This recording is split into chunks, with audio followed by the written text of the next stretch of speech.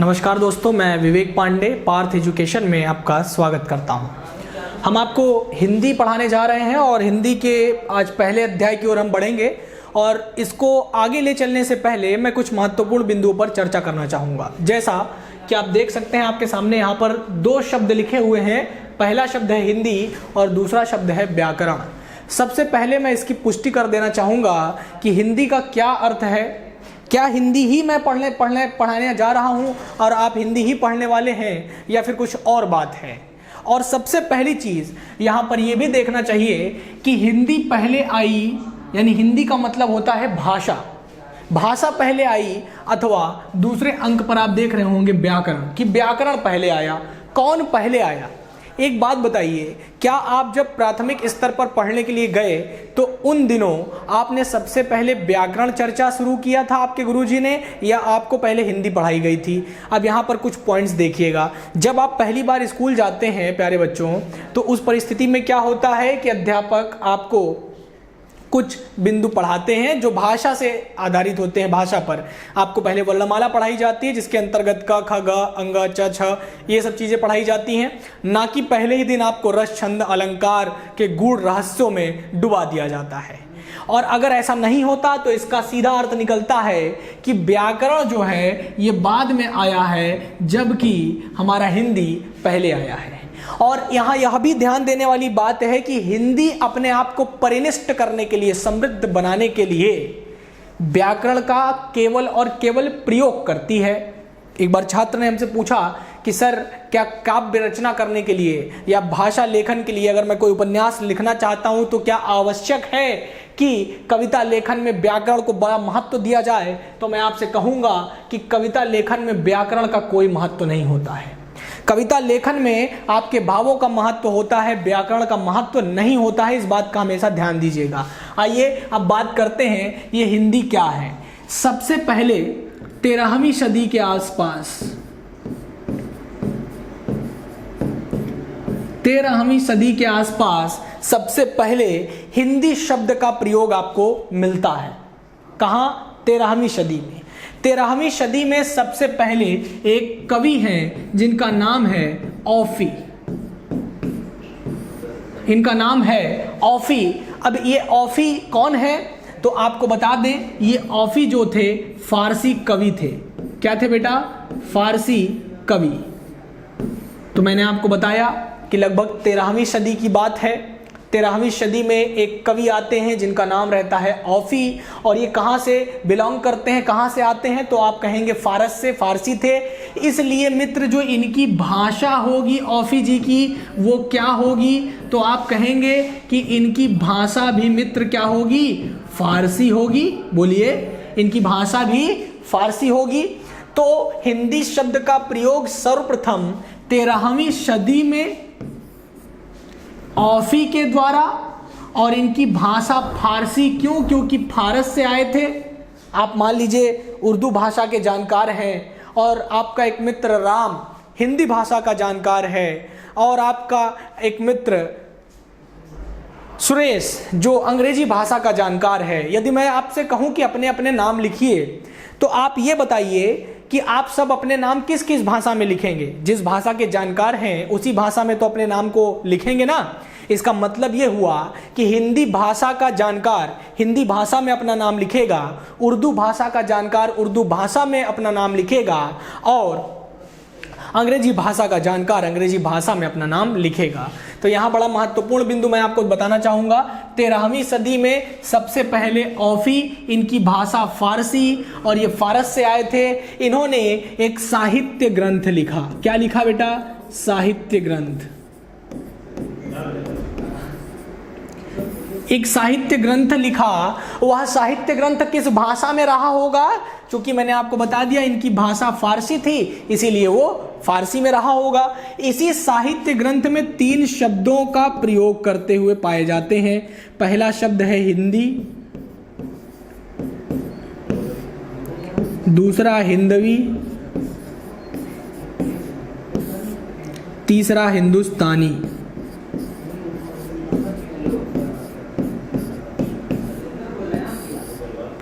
तो आपने देखा हिंदी, हिंदवी, हिंदुस्तानी, 13वीं सदी में सबसे पहले साहित्य ग्रंथ में औफी जी आते हैं और ये फारस के कवि होते हैं, अर्थात इनकी भाषा फारसी होती है और ये एक साहित्य ग्रंथ लिखते हैं जिसमें इन 3 शब्दों का बखूबी प्रयोग करते हैं। तो इन 3 शब्दों में ये जो हिंदी है इसमें महत्वपूर्ण क्या है कि भाई इन्होंने हिंदी शब्द का प्रयोग किया।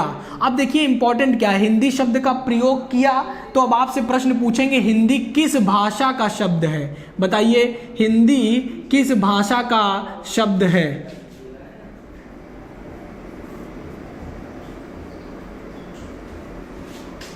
किस भाषा का शब्द है। तो आप बताएंगे उत्तर के तौर पर कि हिंदी तो फारसी भाषा का शब्द है। आप पढ़ते होंगे, कई बार रट्टा मारा होगा आपने कि हिंदी किस भाषा का शब्द है। तो आज आपको पता चल गया होगा कि हिंदी किस भाषा का शब्द है मित्र। तो आप बताएंगे हिंदी तो हमारी फारसी भाषा का शब्द है और हिंदवी और हिंदुस्तानी भी फारसी भाषा के ही शब्द हैं। तो यहाँ मैंने आपको ये जो प्रकरण बताने का प्रयास किया, उम्मीद करते हैं आप इसको समझ पाए होंगे। मैंने आपको ये बताने का प्रयास किया कि भाई देखिए ये हिंदी किस भाषा का शब्द है, तो आप बताएंगे कि हिंदी जो है फारसी भाषा का शब्द है।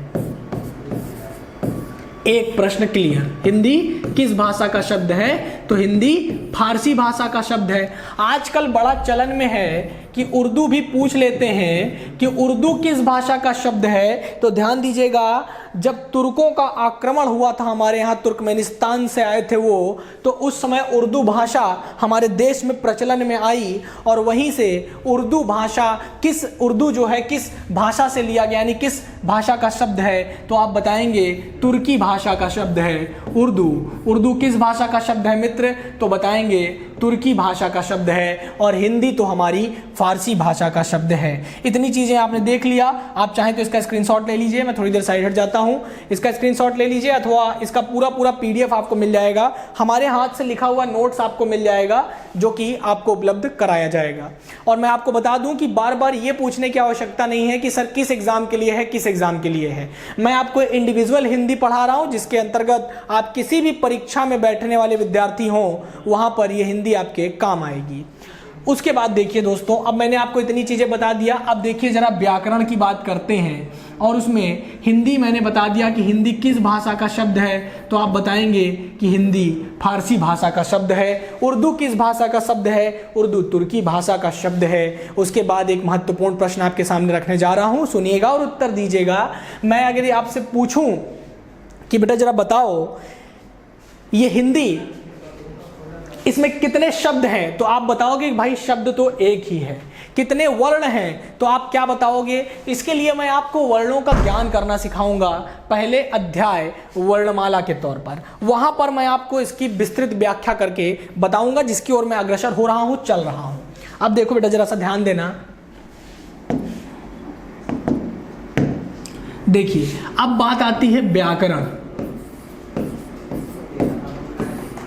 ये व्याकरण क्या है, तो भाषा स्वयं को परिनिष्ठित करने के लिए, स्वयं को उच्च दिखाने के लिए, स्वयं को समाहित करने के लिए, समायोजित करने के लिए व्याकरण का सहारा लेती है।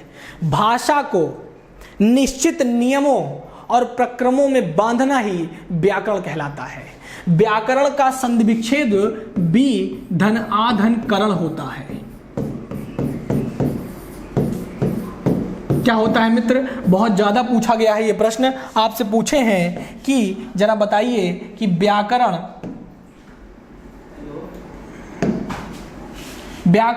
का संधि विच्छेद बताइए, तो आप बताओगे बी धन आ धन करण, यानी व्याकरण 3 वर्णों से मिलकर के बना है, बी धन आ धन करण। अब उसके बाद आ जाते हैं हम अपने वर्णमाला के बिंदु पर, जहां पर मैं आपको बताऊंगा वर्णमाला में अब ये क्या है जिसका आपको बहुत बेसब्री से इंतजार था। जरा समझिए क्या होता है वर्णमाला। वर्णमाला जो मैं आपको पढ़ाने जा रहा हूं ये बड़ा ही वैज्ञानिक और तार्किक तरीका है। इसके अलावा कोई और तरीका नहीं है वर्णमाला को समझने का। वर्णमाला पर विशेष जोर इसलिए भी दिया जाना चाहिए क्योंकि ये संधि समझने और करने का रास्ता भी क्लियर कर देता है, इख्तियार कर देता है, आपको तैयार कर देता है वर्णमाला। तो अब देखिए, आप देख पा रहे होंगे वर्णमाला में जो एक शब्द है हमारा वो क्या है, वर्ण, और दूसरा शब्द क्या है मित्र, तो माला। पहला क्या है, वर्ण, और दूसरा क्या है मित्र, माला। इस वर्ण शब्द का क्या मतलब है और माला शब्द का क्या मतलब है, जरा समझिएगा। वर्ण का अर्थ वर्ण अथवा अक्षर से ही है,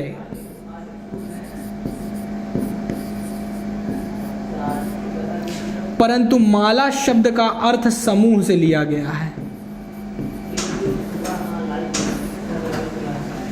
माला शब्द का अर्थ समूह से लिया गया है। इसका मतलब ये हो गया कि अब आप परिभाषा रटेंगे नहीं, अब परिभाषा बनाने का समय है। तो मैं अगर आपसे कहूं कि जरा वर्णमाला की परिभाषा बताइए, तो आप क्या कहेंगे, आप कहोगे कि वर्णों अथवा अक्षरों के समूह को वर्णमाला कहते हैं, यही कहेंगे ना आप। तो आप गलत हैं। वर्णों और अक्षरों के व्यवस्थित समूह को वर्णमाला कहते हैं, ना कि इसके समूह को वर्णमाला कहा जाता है। अब जरा समझिएगा व्यवस्थित कैसे। अब यहां से एक प्रश्न पूछता है आपसे कि जरा बताइए,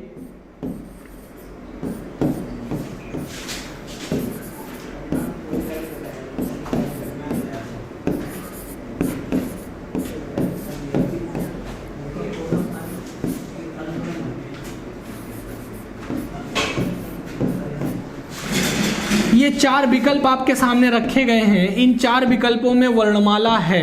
प्रश्न है आपका केवल और केवल इतना कि वर्णमाला है।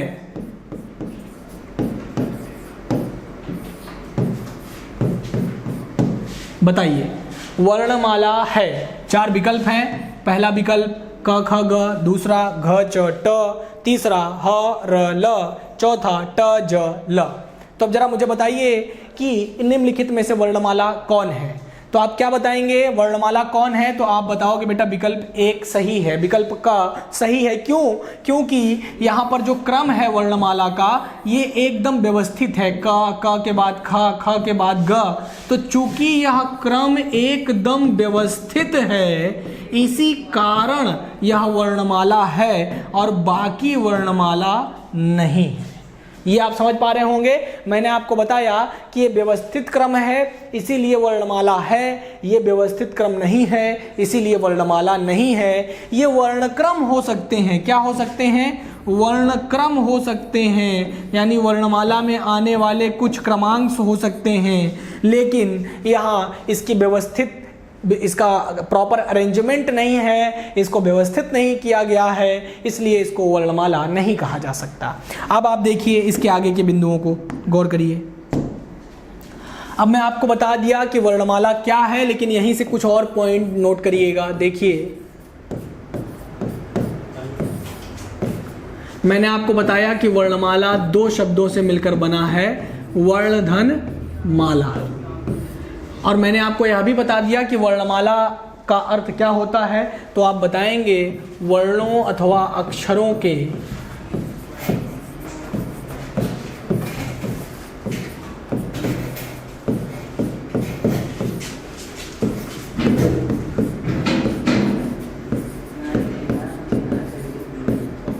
व्यवस्थित समूह को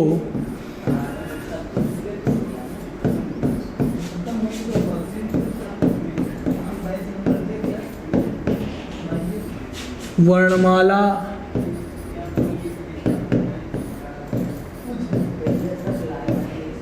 कहते हैं।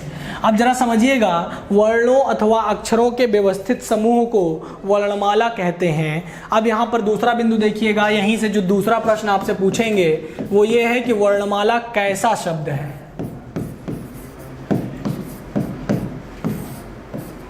वर्णमाला कैसा शब्द है। तो अब आप बताओगे कि वर्णमाला कैसा शब्द है। जरा तीन शब्दावलियों पर गौर करिएगा। मैं इसके बारे में अभी आपको थोड़ा बहुत बता देता हूं मोटा मोटा, लेकिन इसके विषय में हम चर्चा करेंगे व्यवस्थित तौर पर। शब्द सौष्ठव, जिसको अंग्रेजी में कहते हैं एलिगेंस ऑफ वर्ड्स, उसके अंतर्गत हम शब्द सौष्ठव की चर्चा करेंगे। अब देखिए, रूढ़, यौगिक और योगरूढ़, तीन चीजें हैं।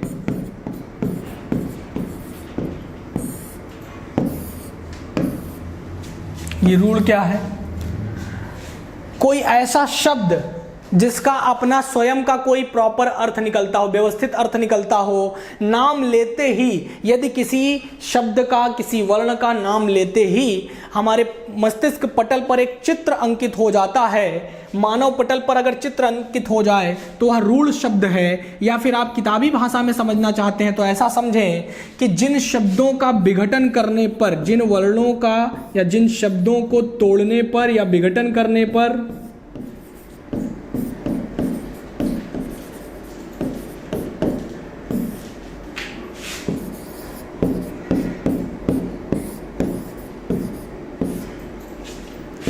अर्थहीन हो जाएं,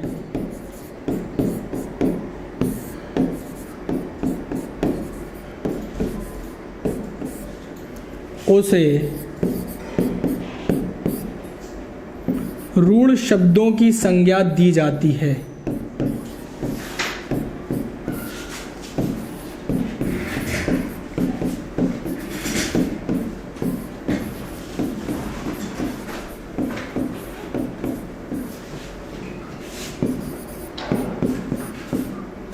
आप समझ गए? मैंने कहा जिन शब्दों का विघटन करने पर अर्थहीन हो जाएं, उनको रूढ़ शब्दों की संज्ञा दी जाती है। कैसे? तो जरा समझिएगा। जैसे मान लीजिए मैंने आपसे कहा जल, तो जल को अगर दो भागों में तोड़ेंगे तो क्या बनता है? ज धन ल। जरा बताइए, ज का कोई अलग विशेष अर्थ है क्या, या फिर ल का कोई अलग विशेष अर्थ है क्या? तो मैंने आपसे ये कहा कि जरा देखिए कि जिन शब्दों का विघटन करने पर वे अर्थहीन हो जाएं तो उन्हें हम किसकी संज्ञा देते हैं? तो आप कहेंगे उन्हें हम रूढ़ शब्दों की संज्ञा देते हैं। रूढ़ शब्दों की संज्ञा देते हैं। और रूढ़ शब्द क्या हैं? तो जैसे मैंने आपको उदाहरण दे दिया जल। जैसे मान लीजिए मैंने आपसे कह दिया काला, तो इसमें का और धन ला मिलकर के ये बना हुआ है। क्या इसका अलग से कोई अर्थ है? लेकिन जब ये एक था काला, या कह दें जल, तो इसका अपना एक अर्थ था। जल कहने से हमें समझ में आ रहा था कि हम पानी की बात कर रहे हैं, अपनी प्यास बुझाने वाले जल की बात कर रहे हैं, हम जल की बात कर रहे हैं। तो यहाँ पर स्पष्टता थी, इसका अपना एक खुद का अर्थ था। और इसका नाम लेते ही मानव पटल पर एक चित्र अंकित हो जाता था।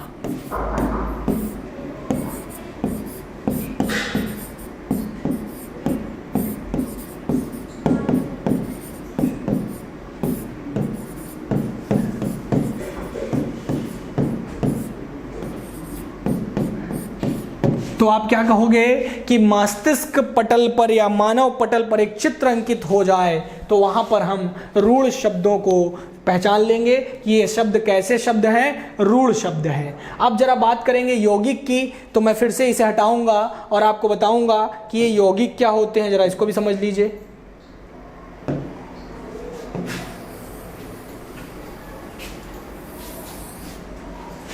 यौगिक को देख लीजिए जरा, यौगिक क्या है।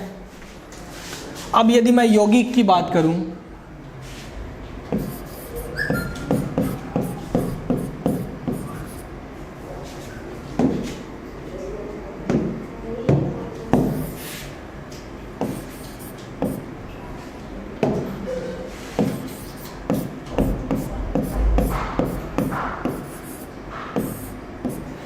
तो यौगिक किसे कहते हैं? दो रूढ़ पदों के योग को यौगिक कहा जाता है मित्र। क्या कहा जाता है? दो रूढ़ पदों के योग को यौगिक कहा जाता है। ये परिभाषा आपकी पुस्तकों में लिखा हुआ मिलेगा, लेकिन मैं बहुत आसान भाषा में आपको ये समझाने जा रहा हूँ, समझिएगा। दो रूढ़ पदों के योग को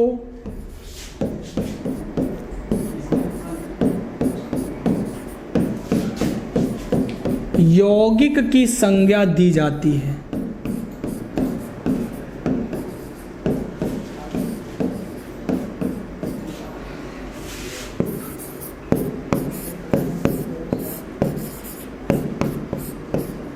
ठीक है, दो रूढ़ पदों के योग को हम यौगिक की संज्ञा देते हैं। तो जरा अगर मैं आपसे कहूं कि यौगिक कैसे बनते हैं तो जरा समझिएगा। जैसे वर्णमाला को ही उदाहरण में ले लेते हैं, तो वर्णमाला मैंने आपसे कहा कि दो शब्दों से मिलकर के बना है। पहला शब्द है वर्ण और दूसरा शब्द है माला। तो अभी मैंने आपको रूढ़ समझा दिया, रूढ़ क्या होते हैं। तो आप बताइए वर्ण रूढ़ शब्द है कि नहीं है। तो आप बताएंगे कि वर्ण एक रूढ़ शब्द है। क्यों है? क्योंकि ये केवल व और ण से मिलकर के बना है और इनका अलग अलग कोई अर्थ नहीं निकलता है। यहीं पर जब माला की बात करते हैं तो जरा इसको भी देख लीजिएगा। माला शब्द की बात करने पर माला में अगर ध्यान से देखें तो ये म और ल से मिलकर के बना है, तो यह भी रूढ़ है, यानी दो रूढ़ हो गए। एक ये हमारा रूढ़ हो गया और दूसरा हमारा ये रूढ़ हो गया। तो जब दो रूढ़ हैं तो ये रूढ़ और ये रूढ़, दोनों रूढ़ मिलकर के क्या कर रहे हैं? एक यौगिक का निर्माण कर रहे हैं। मैंने ऊपर सूत्र लिख दिया है कि रूढ़ धन रूढ़ बराबर यौगिक होता है। आप इसी सूत्र को याद रखिएगा। इससे आसान पूरी दुनिया की ना किसी पुस्तक ना किसी अध्यापक के द्वारा ये चीज़ें पढ़ाई गई होंगी। मैंने आपसे कहा दो रूढ़ पदों के योग को यौगिक कहा जाता है। इसे भी याद करने की ज़रूरत नहीं है। यौगिक का मतलब याद कर लीजिएगा, रूढ़ धन रूढ़ y is equals to r plus R, यानी r प्लस आर। अगर ये फॉर्मूला आपको याद हो गया तो आप समझ जाएंगे कि रूढ़ क्या है, यौगिक क्या है। रूढ़ मैंने समझा दिया कि जिनको अगर किसी शब्द का खंडन कर दिया जाए, उसे खंडित कर दिया जाए तो वो रूढ़ शब्द नहीं रह जाते। क्यों? क्योंकि वो अपना अर्थ खो देते हैं। तो शब्दों का विघटन होने पर अर्थ अपनी सीमा खो देता है तो वो रूढ़ शब्द, और यदि दो रूढ़ पदों का योग कर दिया जाए तो वो यौगिक। तो यहाँ से आपको एक प्रश्न समझ में आ गया होगा कि ये यौगिक है। मैंने आपको बता दिया कि वर्णमाला कैसा शब्द है, तो आप यहाँ पर बताओगे कि बेटा वर्णमाला कैसा शब्द है, तो आप बताएंगे यौगिक शब्द है। तीसरा वाला है योग रूढ़। जरा सा इसके बारे में भी समझा देते हैं, जब बात चली है तो दूर तलक जाएगी। जरा इसको भी समझिए। योग रूढ़ क्या है? जब कोई शब्द अपना विशेष अर्थ देने लगे, जैसे उदाहरण देखिए जलद,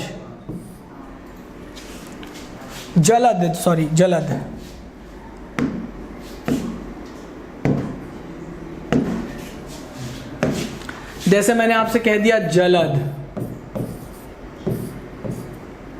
अब ये क्या बन जाएगा? जल धन द। तो जल को देने वाला अर्थात क्या? बादल। तो यहां पर एक विशेष अर्थ निकल करके आ रहा है। जैसे मैंने आपसे कहा लंबोदर, तो लंब धन उदर। तो ये क्या बन गया? लंब धन उदर, तो लंबा उदर। इससे क्या बन गया? लंबोदर। तो ये एक तीसरा अर्थ देने लग गया, अर्थात कौन? भगवान श्री गणेश की बात होने लग गई यहाँ पर। इसी प्रकार यदि आपसे कहा जाए नीलकंठ, तो यहाँ पर नील धन कंठ दो चीज़ें मिल जाती हैं और इससे ये पता चलता है कि भगवान शंकर की बात हो रही है। इसीलिए मूलतः ये क्या हो जा रहा है? आप ऐसा नियम बना सकते हैं कि बहुब्रीहि समास हमेशा योगरूढ़ समास होते हैं। जी हाँ, बहुब्रीहि समास हमेशा योगरूढ़ समास होते हैं।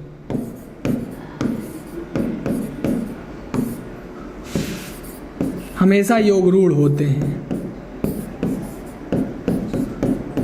आपने यदि लोअर पीसीएस की परीक्षा दी होगी तो वहाँ पूछा गया है कि हमेशा बहुब्रीहि समास होते हैं। तो रूढ़, यौगिक, योगरूढ़ और इनमें से कोई नहीं विकल्प बनाया गया था। तो वहाँ जो आपका उत्तर सही होगा वो होगा योगरूढ़। तो बहुब्रीहि समास हमेशा योगरूढ़ होते हैं। ये पॉइंट आप हमेशा अपनी कॉपी में मोस्ट इंपॉर्टेंट तौर पर नोट करके रख लीजिएगा। इतना पॉइंट आपको समझ में आ गया। मैंने इतनी चीज़ें आपको बताई। इसके बाद अगले बिंदु पर चलते हैं। आइए देखिए,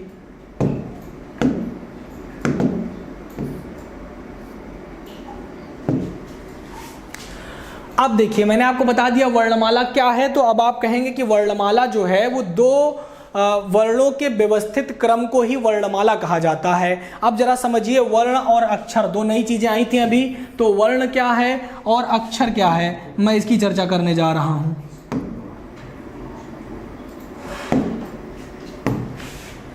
वर्ण, ये वर्ण क्या है? तो वर्ण समझने से पहले आप समझिए कि अक्षर क्या है। जब तक आप अक्षर को नहीं समझते तब तक आप वर्ण को क्लियर नहीं कर पाएंगे। तो जरा अक्षर को समझिए। तो जैसा कि आपको विदित होगा कि अक्षर को मैं कोई भी शब्द यदि पाऊंगा तो उसको तुरंत खंडित करने का प्रयास करूंगा, तोड़ने का प्रयास करूंगा, जिससे मैं उसके परिभाषा की वास्तविकता तक आपको ले जा सकूं। कोई भी चीज रटने के लिए आपको नहीं मिलेगी, रटने की कोई जरूरत नहीं है, केवल समझिए। तो अक्षर में हमारा दो शब्द है, अ धन क्षर। क्या है मित्र? अ धन क्षर। अब यहां पर भी मैं एक चीज आपसे बताऊंगा, यदि किसी शब्द के आगे अ उपसर्ग लगा हो, क्या हो जाए? अ उपसर्ग लगा हो तो उसका अर्थ यह होता है कि अ उपसर्ग का मतलब हुआ नहीं। किसी भी शब्द के आगे यदि अ उपसर्ग लग जाए, यहां देखिए नियम देखिए, अ उपसर्ग अर्थात नहीं, इसका अर्थ होगा क्या? नहीं। अब जरा समझिएगा, उपसर्ग और प्रत्यय दो चीजें मैं यहां पर मोटा मोटा बता देता हूं कि उपसर्ग क्या होता है और प्रत्यय क्या होता है। तो जब हम उपसर्ग की बात करते हैं तो उपसर्ग किसी भी शब्द के आगे लगकर उनके अर्थों में परिवर्तन कर देता है। प्रत्यय के अर्थों में यदि आप जाएं तो यहां पर आप देख पाएंगे कि प्रत्यय का पहला शब्द है प, और प से याद रखिएगा पीछे। पीछे से आपको याद रहेगा कि प्रत्यय किसी भी शब्द के पीछे लगकर उनके अर्थों में परिवर्तन कर देता है। क्या कर देता है? पीछे लगकर उनके अर्थों में परिवर्तन कर देता है। ठीक है, इतना बिंदु आपको पता चल गया। तो यानी कि अगर कहीं अ उपसर्ग मिल जाए, जैसे मैं आपसे एक शब्द रखता हूं, जैसे मान लीजिए मैंने कहा शुभ और इसी में अ उपसर्ग लगा दिया जाए अशुभ, तो शुभ का मतलब तो शुभ होता ही है, लेकिन अशुभ का मतलब शुभ नहीं, क्योंकि यहां तो अ उपसर्ग लगा है, इसका मतलब हो गया शुभ नहीं। उसी तरह यहां पर देखेंगे तो अधन क्षर लिखा है, इसका तात्पर्य क्या है? अधन क्षर का मतलब अ मतलब नहीं, क्षर का मतलब क्षरण। तो जिसका क्षरण नहीं हो सकता, देखिएगा, अ मतलब नहीं, क्षर मतलब क्षरण। तो जिसका क्षरण नहीं हो सकता उसे हम अक्षर कहते हैं। ठीक है, तो अब ये आ का मतलब नहीं, क्षर का मतलब क्षरण। इसका मतलब क्या हुआ कि जिसका क्षरण नहीं हो सकता।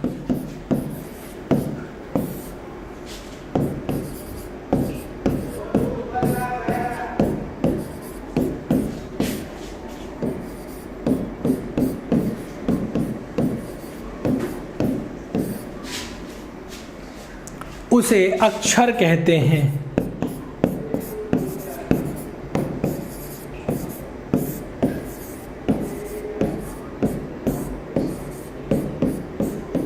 ठीक है, तो जिसका क्षरण नहीं हो सकता अर्थात जिसे हम तोड़ नहीं सकते, अब उसका टूटना संभव नहीं है, उसे हम अक्षर की संज्ञा देते हैं। और यहीं से मैं एक उदाहरण देता हूं, जैसे मैं यदि आपसे कहूं अ, तो क्या आप इसे तोड़ सकते हैं? तो नहीं तोड़ पाएंगे। इसका मतलब ये अ वर्ण क्या है?